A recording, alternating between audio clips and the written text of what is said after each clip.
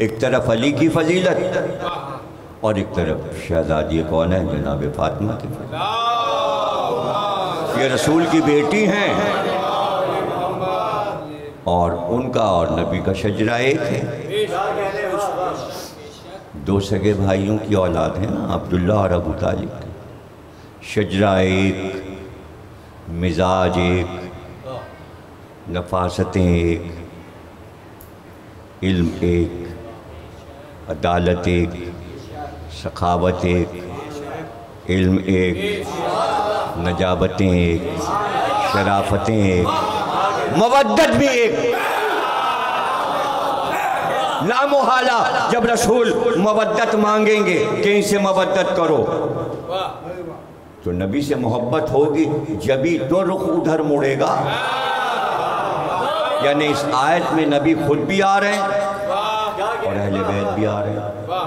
कुल्ला सलकुम अलैहि। और दूसरी कुल वाली आयत मैंने पढ़ दिया, फजीलत अली।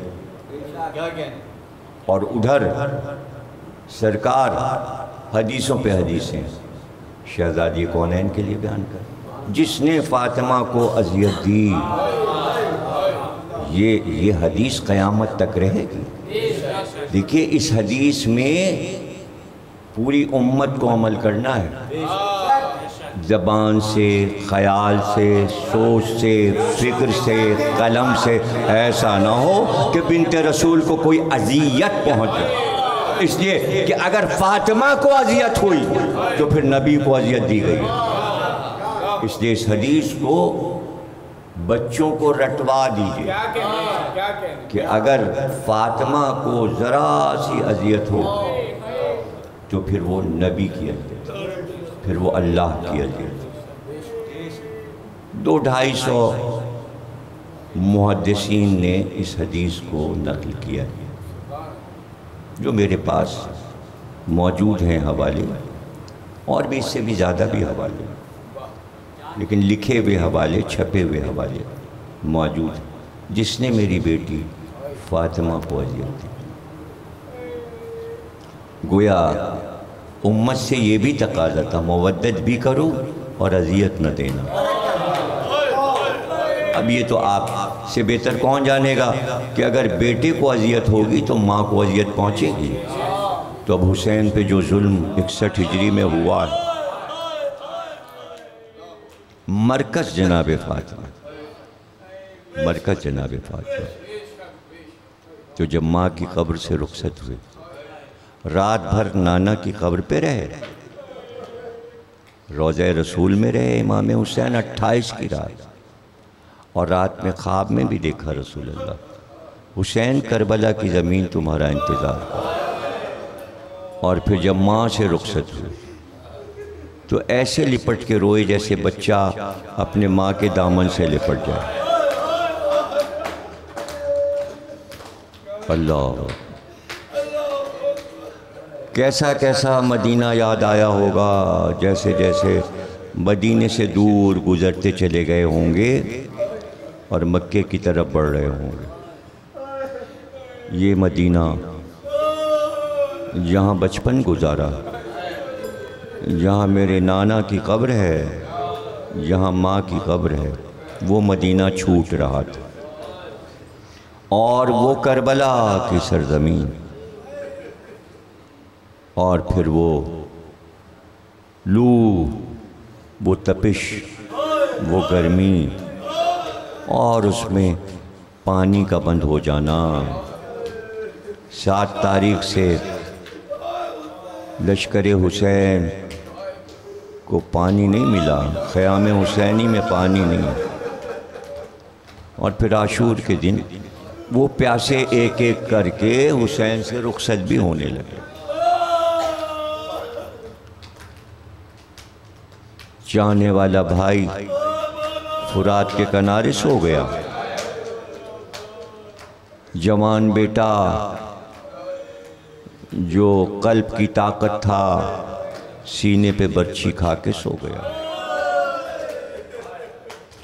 भतीजे का लाशा पामाल हो चुका, भांजों के लाशें मक्तल में पड़े। और अब खैमे से रोने की सदा बुलंद हो। दर खैमा पर आए, कहा ज़ैनब मैं ज़िंदा हूँ। का आपका इस्तिगासा बुलंद हुआ। अली असगर ने अपने आप को झूले से गिरा। मैं उनका इरादा समझ गया, लाओ ज़ैनब बच्चे को मेरी गोद में दे। अली असगर को लेके चले तो माँ ने बस इतना किया कि एक उजली सफ़ेद रिदा अली असगर पे डाल दी। धूप बहुत तेज़ है, ऐसा ना हो कि मेरा फूल कुमला जाए। लेकर आए अली असगर को, अश्किया को मुखातिब किया, तुम्हारे ज़ामे नाक़िस में अगर मैं ख़ताकार हूँ तो ठीक है, पानी ना तो, लेकिन ये बच्चा मासूम है, पानी के बगैर ये प्यास से बिलक रहा है, थोड़ा सा पानी पिला दो। और अगर तुम ये समझते हो मैं बच्चे के बहाने खुद पी लूँगा, लो मैं जलती रेत पर इनको लिटूँ, तुम खुद आओ, आके इन्हें पानी पिला जाओ। अल्लाह,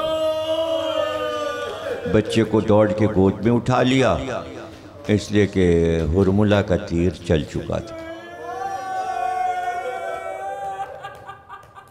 और तीर कोई हल्का तीर नहीं था, 3 भाल का तीर था, जिसने अली असगर के गले को भी छेदा, हुसैन का बाजू भी छेद दिया।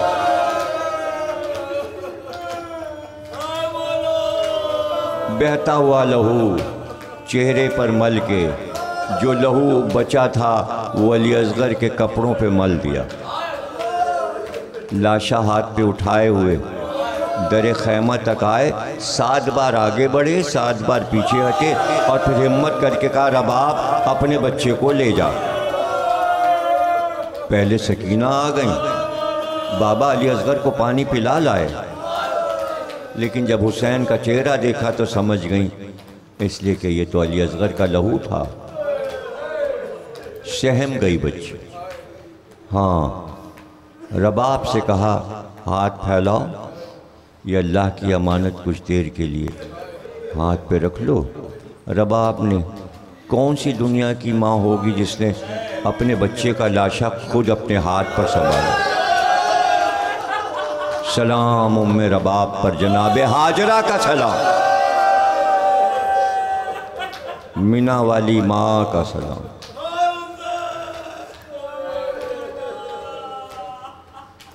कब्र बनाई, का रबाब बच्चे को मेरी गोद में दे। कब्र में अली असगर को दफन किया।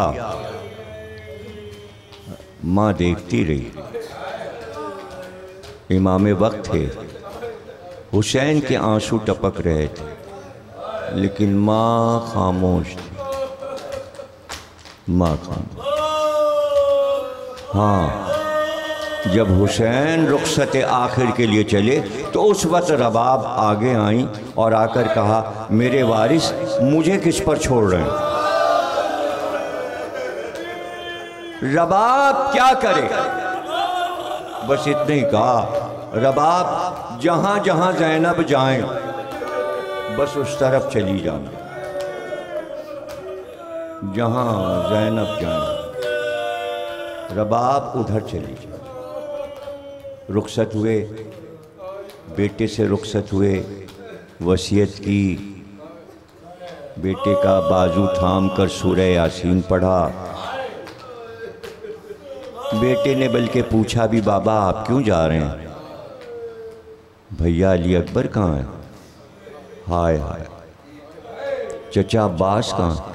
एक एक को पूछते गए और हुसैन कहते गए, बस इस सैयद सज्जाद खैमे में मर्दों में मेरे और तुम्हारे अलावा कोई। कैसे बीवियों ने रुखसत किया, क्या कोहराम था, कैसे हुसैन का रहवार दर खैमा पर आया, कोई सवार करने वाला न था। हाँ, स्याह चादर ओढ़े हुए ज़ैनब खैमे से बरामद, रकाब थाम कर भाई को सवार किया। हुसैन चले गए, खैमों में सन्नाटा था। हाँ, जब हुसैन हमला करते तो तकबीर की आवाज़ बुलंद कर, तो बहनों का दिल बढ़ जाता, दिल बढ़ जाता। यानी ये सुकून था, भाई जिंदा है। एक बार तकबीर की आवाज़ ख़त्म, बस तकबीर की आवाज़ का रुकना था। ज़ैनब समझ गई और एक बार सैयद सज्जाद के पास आई और कहा, बेटा असर का हंगामा आ गया, बेटा होश में आओ सैयद सज्जाद, अब तुम्हारे बाबा की तकबीर की आवाज़ की सदा नहीं। कुछ देर के बाद करबला की ज़मीन हिलने लगी, स्याह आंधी उठने लगी। बस ज़मीन का कांपना था कि एक बार ज़ैनब ने कहा, सैयद सज्जाद ज़मीन हिल रही है बेटा। का फूफी अम्मा ज़रा मेरा असा तो दीजिए। वह मैंने तकरीर ख़त्म की, आखिरी जुमला, ज़रा मेरा असा दीजिए। असा का सहारा लेकर एक बार उठे और उठकर कहा, फूफी अम्मा फिज़ा से कहिए खैमे का पर्दा हटा दे। फूफी अम्मा फिज़ा से कहिए खैमे का पर्दा जैसे ही हटा, एक बार आवाज़ दी, सैयद सज्जाद अस्सलामु अलैका या अबा अब्दुल्ला। फूफी अम्मा बाबा का सर नेज़े पे बुलंद हो गया। अरे अभी तो सर बुलंद हुआ था, एक बार खैमों की तरफ अस्किया घोड़े दौड़त।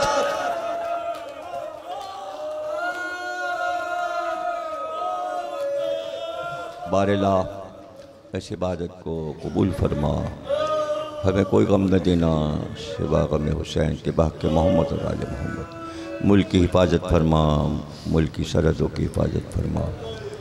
इमाम मेहदी अलैहिस्सलाम का ज़हूर फरमा, ज़हूर में ताजील फरमा। बोल एंटरटेनमेंट के शोज देखने के लिए हमारे चैनल को सब्सक्राइब करें और बेल आइकन पर क्लिक करना ना भूलें।